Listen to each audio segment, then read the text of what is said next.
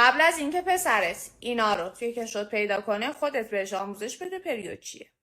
مشکلی که 80-90% خانم ها باهاش درگیر هستن اینه که شوهرشون درک کافی از دوران PMS و پریود ندارن و متاسفانه این تقصیر ماماناشون.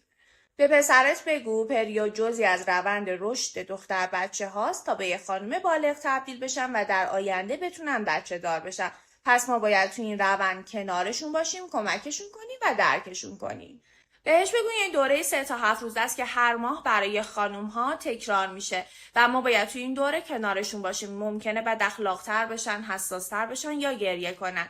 لازمه که تو به عنوان برادرش یا به عنوان پسر من به عنوان مرد خونه مواظبمون باشی و کنارمون باشی.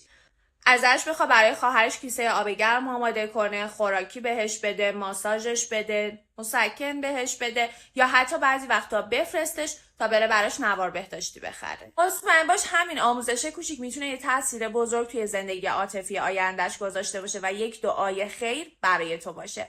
برای اینکه سوالاتون رو بپرسین، کامنت بذارین. خیلی دوستتون دارم و خداحافظ.